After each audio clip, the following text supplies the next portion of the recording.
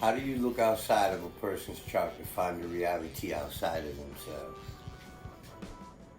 We use derived houses for peripheral analysis and astrology. So I'm going to show you guys how we do that today.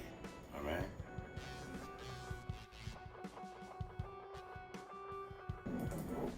First of all, peripheral houses are derived, or derived houses are taken from the understanding of the mechanics of the traditional chart. Okay? And they're usually used to analyze the lives of the interminglings of others.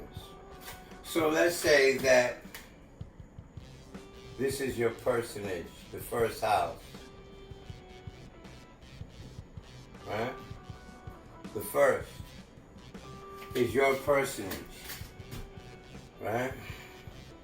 Otherwise known as the rising sign or the ascending sign. The second house deals with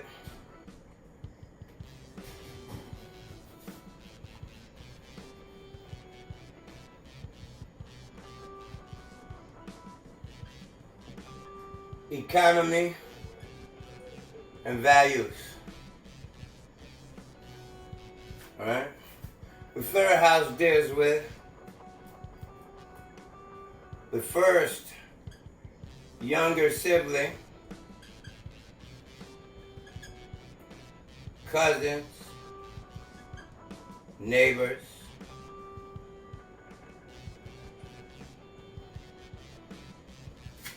alright? The fourth place deals with the nurturing parent and the relatives from this side of the family. The fifth place deals with the first child. It is also lovers, all right, and children in general.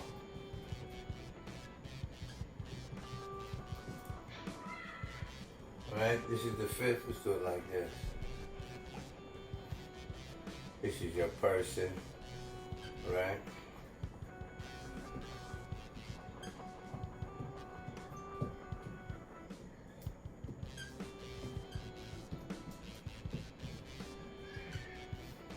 All right, sixth place deals with co-workers, subordinates,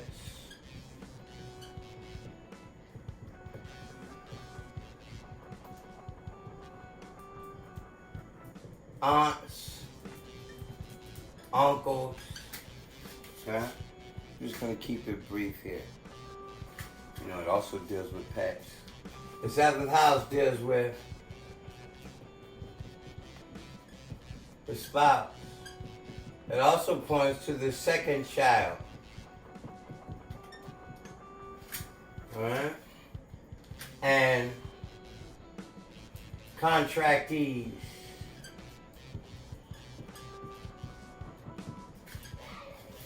Right? The eighth house deals with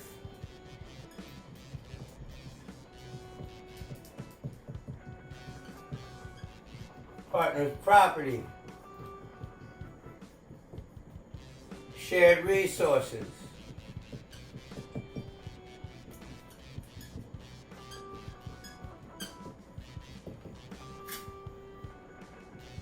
goods of the dead. The ninth house represents in-laws, foreigner. Oops.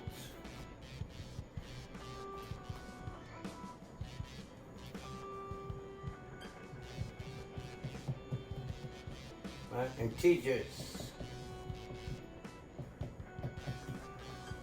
It also points to the third child.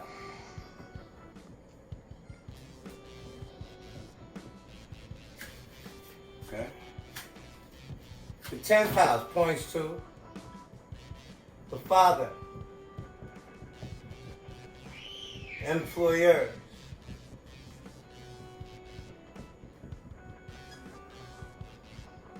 superior.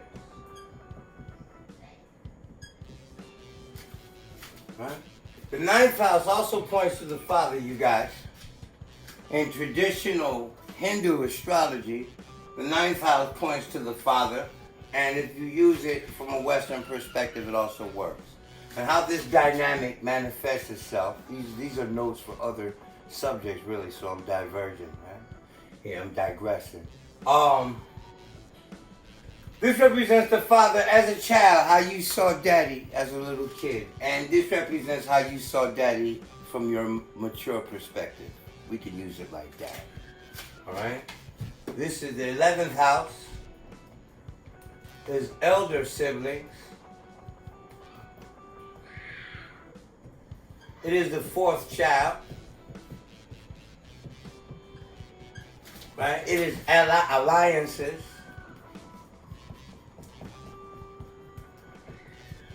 The 12th house represents the grandparents.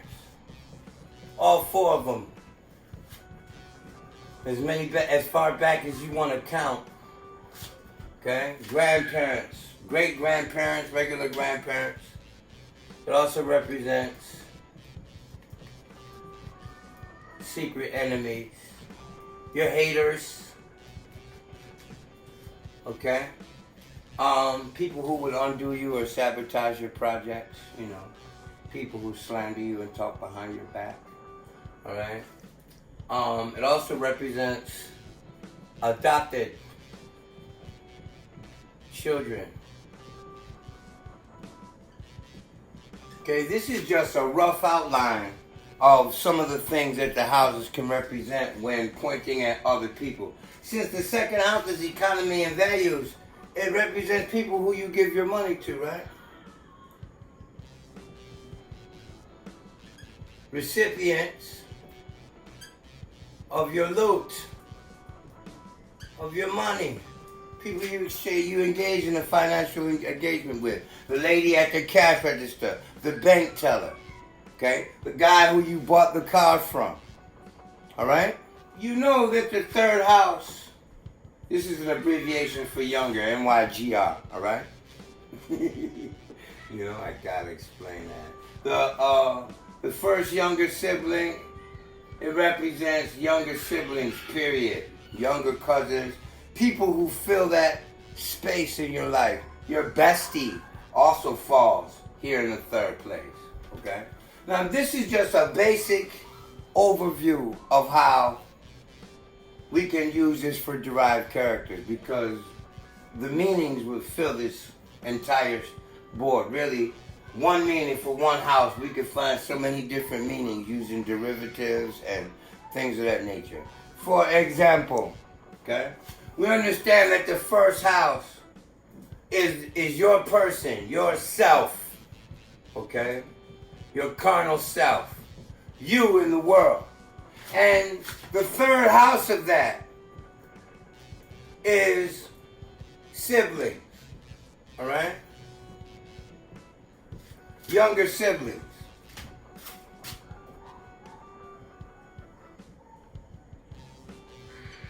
All right? Now, we'll show you how this works. The 11th house is elder siblings. Okay, there's also aunts and uncles, right? On the paternal side of the father. On the other family. But just like the 11th house is the elder sibling,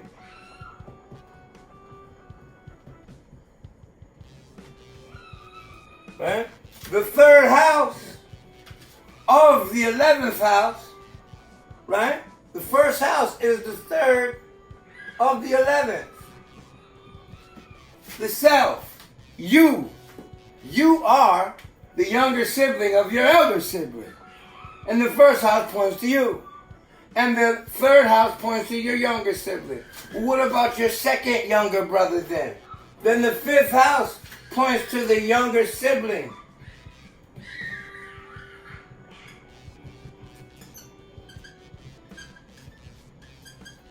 Of the younger sibling. You see? So the third house of the third house points to the second younger brother. the third house of the fifth house then would point to the second younger sibling after the second sibling. So this would be the first sibling, the third sibling, the second sibling, and the third sibling. All right? So this would be the third sibling after the second sibling after the first younger sibling. And the chart manifests like that. That was just one example of how derivative houses can be used. But we're going to show some more details here. Okay, so we discussed how the first to the third represents sibling traditionally, and how it can be used in detail by using a third house of the third house and the third house of the third house of the third house and things of this nature. It's kind of like, you remember that scene from Mel Brooks's Star Wars parody where Darth Vader said, "I am your brothers, sisters, cousins, uncles, nieces, nephews, brothers," stuff like that. If you actually follow that chain of derivation, it would line back to being his father.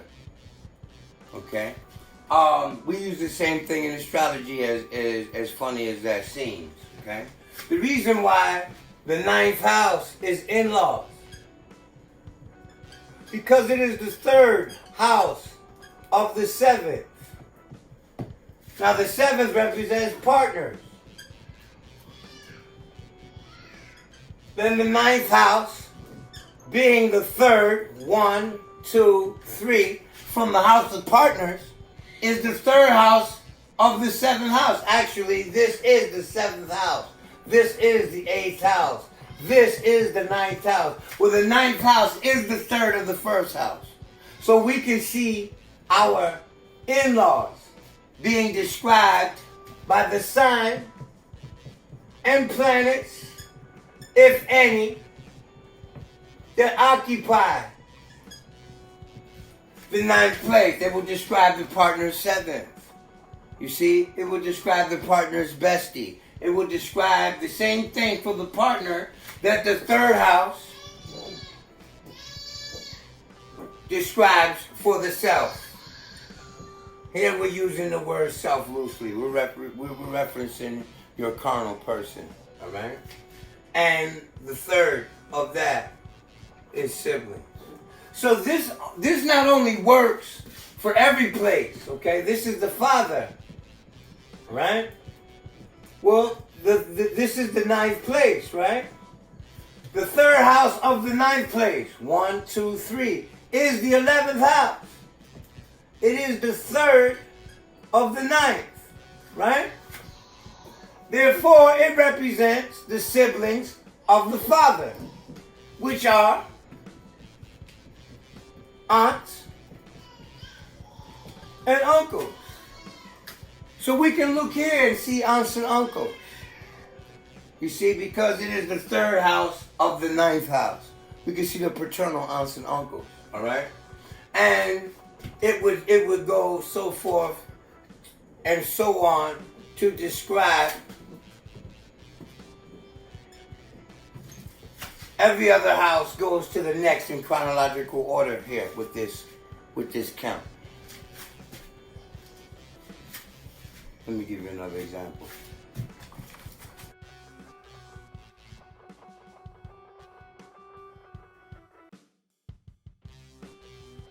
We said earlier that grandparents was the 12th house.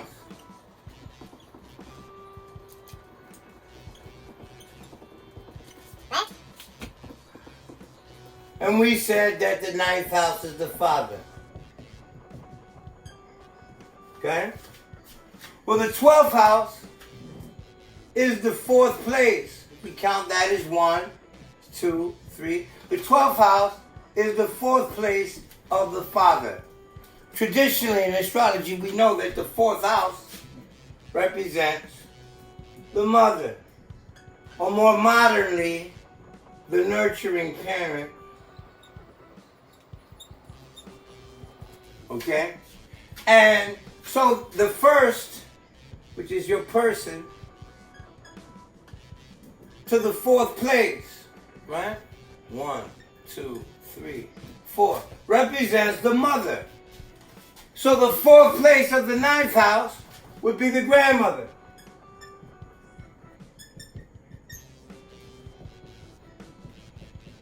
Or the nurturers of the father. You see? So let's look at another example. Okay? I think it was my rudimentary chart. It's not perfect, but if you've already been studying, you should already be familiar with this. If you're watching my videos, and I'm speaking to those people that are already familiar. Alright? Just like this is the seventh place, and it represents the partner. You hear it commonly referenced that the eighth place is the partner's property. This is a derived method because the partner, which would be the person of the partner, their second house, their money, their economy, would be told by the eighth place, which is the second place of the seventh, which is the partner. Okay? The fourth place of the seventh place will also be shown here in the 11th place. So this would also show the in-laws. It also gives insight as to the in-laws. This would be the siblings, your brother-in-laws, and sisters, right? Siblings of the seventh. This would show the parents of the seventh. Okay? Now the 10th place, pardon me. 10th place. Now the 10th place is usually superiors. Right? And, you know, some people like to play semantics. My father-in-law is not superior to me. Right? Well, we use the word superiors here to designate people whose actions and intentions do not require your consent to affect your life. Okay? This also points to landlords and to the boss at work, right? To the employer. So these people are capable of making decisions that affect your life without your input. All right? The employer can lay off. He can sell his company. He can lay off an entire shift, right? He can sell the business. The landlord can sell the house. We're not renewing the lease, regardless of what you have to say. So you have to understand what we mean by the 10th place here, okay? And these places also represent the order of marriages and things of this nature. I'm going to give you this example, okay? When we're counting astrologically, we're running to every other house. All right? It's like, you know, how people can get married more than once. Right? So the 7th house represents the partner. The very first serious commitment.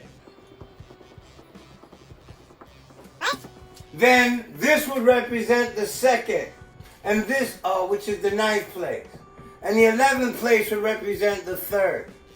And the first place would represent the 4th. And the 3rd place will represent the 5th. And the 5th place, traditionally, will represent the 6th partner. Okay? You know how people like Elizabeth Taylor has been married more than 6 or 7 times? We can find the nature of each of her marriages like this. It works also with children. Okay? Since the 5th house is originally children, and it too points to the first, specifically points to the first child. It points to children in general. Your attitude towards children is told by the sign and the position of the planets that rule and the position of the planets that are in this place on the chart. But to be more specific, to dig beneath the level, we look at the fifth house as the first child, or more accurately, the product of the first conception. Because whether the child lives or dies, whether the child survives, is aborted, or miscarried, it is described by this place. You know, I had a few people argue with me in the beginning of my researches, and they were like, well, technically, if the child is not born, then it's not a child. Astrologically speaking, we don't take all that into account. We don't even care. And it's really stupid to even point out, because this represents the product of the first conception, whether it is born or not. And for a woman to be pregnant, she has to be with child. So if you need to tell yourself all that because you have some guilt problem, astrology doesn't have any issues with that regard. It just is what it is, okay? So the fifth place describes the first conception. The second place describes the second conception. The seventh place, which is the third place of the fifth. The ninth place describes the third conception. Not just the person that you got that conceived with you. It describes the nature of the times and the relationship between you and the other person. The life lesson that was to be learned between the subject that we're reading and the other person, to be more accurately. The 11th place represents the fourth child. The product of the fourth conception. Okay? I want to abbreviate. I really don't like doing all this writing. And I got all this talking to help you out. Right? So the fifth conception is the first child. Is the first house. And then the sixth. If you got confused, rewind it. Okay? Understand that when this is that, because traditionally the seventh house points to the partner, then we start our count of partnerships with the seventh house. And 2, 3, 4, 5, 6, 7, 8, 9, 10, it goes like that all the way around. So if a person were to be married 50 times, we would be able to glean some insight as to the nature of the events and the times that this marriage took place in. When we're dealing with children, we start with the traditional house of children. When we are dealing with siblings, younger siblings, we start with the place of younger siblings. Okay? You might have to expand your understanding of the houses a little bit more. That means scouring the internet and every other book you can find on the houses. I don't have favorite authors because they all contribute. So, you don't have to put in the thread, the comments, what books can I read? I just told you. Books on derivative astrology written by any astrologer is going to give you an idea of how to use it. Okay? And you might be able to find some articles on the internet. Get the scouring. Okay, we're going to use the chart of Kobe Bryant. Alright? And we're going to show how,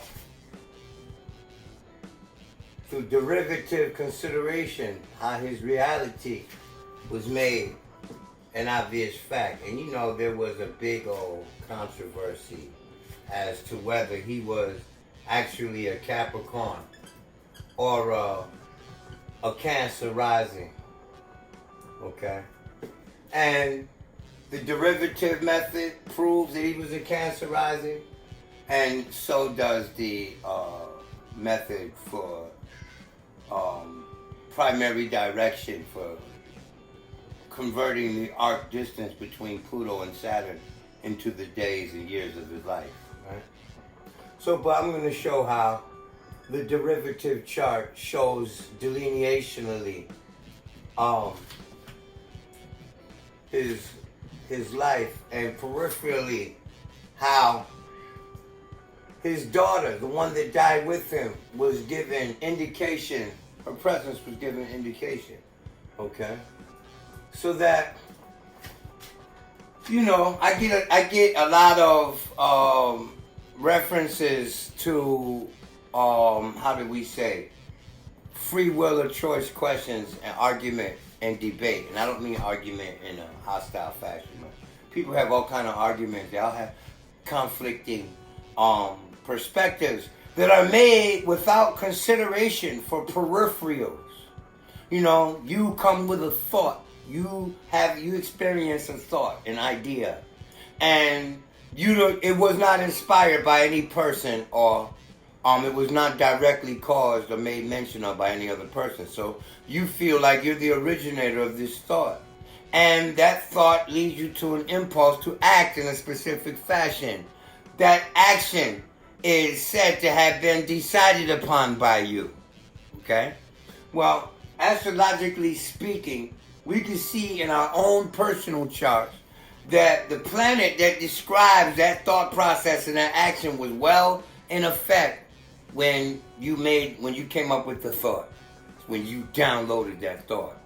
And when you manifest it into action, is the planet moving on. So, because of that point and other observations made peripherally, the idea that we are in total control of our lives is left up to debate. Right? I just want to show how peripherally the lives of others are described in your birth chart. Peripherally, you can find yourself in your grandmother's chart using derivative places. You can find, let's say your mother was the second child, so that would be the seventh house. In your grandmother's house, the seventh house would then describe your mother as the second child. And if you're your mama's second child, well, let's just say you're your mother's first child, then the fifth house of the seventh house would describe you in your grandmother's chart.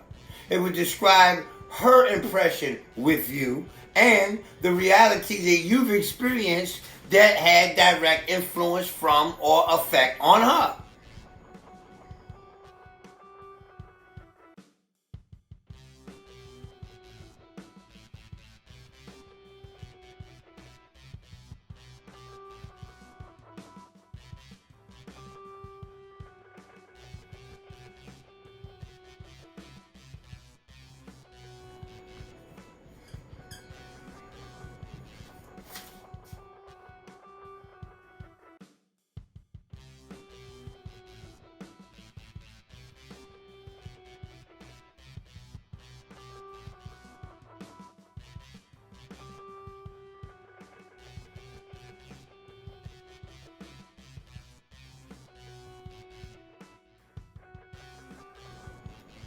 Okay, the red is the transit for the date of the accident. The black is Kobe Bryant's birth chart. I addressed his ascendant in another video, so you can look at that to determine whether you want to maintain the idea that he has a Capricorn rising or Cancer rising. I've come to the conclusion that he's a Cancer rising, right? Using this and others. Now, remember what we talked about earlier, how the fifth house is the house of children, okay? In general, when we want to be specific, it is the first child. But it talks about children in general. And his promise regarding children, right, is the sudden loss, Uranus. In this example, right, we're not going to say that all his children will suffer from a sudden loss. To take that ideology would be ridiculous, right? But he would experience sudden loss of separation, which is Uranus, right? From his children, which is the fifth house. And Uranus also points to accidents, the impacting sort, crashes, accidents, right? It also points to aircraft. All right? And Scorpio itself points to death. And in the beginning, I didn't know that it was his second daughter. So I looked immediately at this and said, oh, there it goes right there. That he would lose sudden loss of children through accidents and aircraft and death, right? And somebody said to me, well, it was his second child, which forced me to look at other factors. See, the chart reveals a lot. The birth chart all by itself reveals a lot. But it is the other methodology that has been developed by astrology, which enables us to analyze the life of a person even deeper than what you see on the surface looking at the birth chart. So when they corrected me, they said, yeah, but this was his second child. And it forced me to look, all right? On January 12th, the same year, in the transiting sky, the ruler of his fifth, which is Pluto, and the rulers of his seventh, actually, which is Pluto and Mars, okay? And the ruler of his seventh, which is Saturn and Uranus, right? But the rulers of his fifth and seventh for this measure are Saturn and Pluto. These planets conjuncted on January 12th of 2020, okay? This conjunction by transit showed us what the year was about with regards to his personage. These two promises here. Now, what's crazy is these two planets were still considered meanly conjunct. They were still in mean conjunction. The rulers of his fifth and seventh, which are the planets of, pardon my notes, right? Let's take it off to the sideline for a minute. Which are the planets of death and falling. Okay? Saturn. Alright? So, derivative-wise, we can see that the transiting indicator of death by falling was in the place of the second child. So peripherally, we are given indication of other people in his life. There were other children on that helicopter too, which is given indication of the promise of other people, Uranus and Scorpio in the fifth place. So this natal placement here of the fifth and seventh house was in full-blown effect, was fully triggered by the transits of Saturn. And the whole point of this demonstration is to show how children in his second child specifically was given indication in this accident, okay? I would also like to show how this talks about his daughter, the one that passed with him, right? This was the second child. She was the product of the second conception. Well, it was her friends, her associates that were in the helicopter with them, right? The fifth house is the 11th of the 7th. In other words, the 11th house, which are the friends of the second child.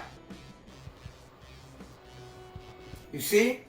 So even in his birth chart, at his moment of birth, before he or those other children were born, his chart gives indication of the fact that when his child dies, there would be some day-to-day contacts, her best friend, right? And some alliances. Also, the parents of that child were there, right? So when we look at this entire chart, just this alignment between the rulers of the 5th and 7th natal houses, natal, that's what the N is for. The rulers of the 5th and 7th indicate death by falling. And his child, the second one, was the one who also died in the impact. Now, if we were to look at her chart, we see Uranus in Taurus in opposition to Scorpio and in Saturn in her birth chart.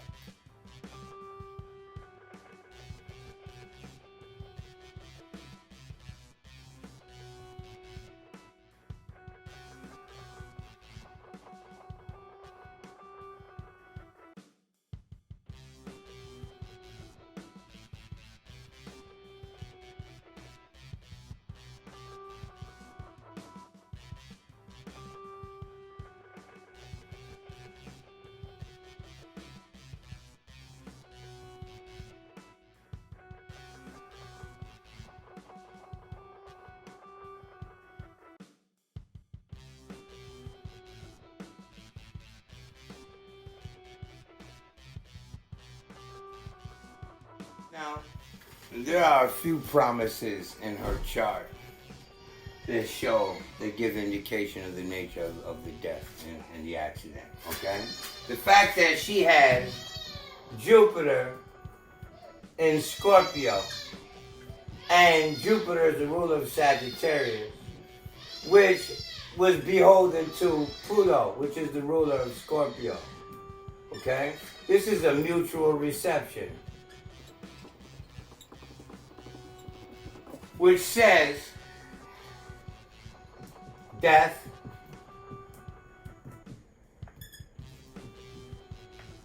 and travel, or by transport vehicle. Derivative method, when we look at the two houses, they point to the father in the birth chart. Right? Natally, the 9th and 10th point to and give indication of the father. When we look at the 8th place of Cancer, we know that the 8th house equals cause of death. Right? When we look at her and we use derivatives, the 8th house of her father is Aquarius. Aquarius points to accidents, aircraft, impacts, disasters, and falls from heights even. The 8th place of the second impression of the father.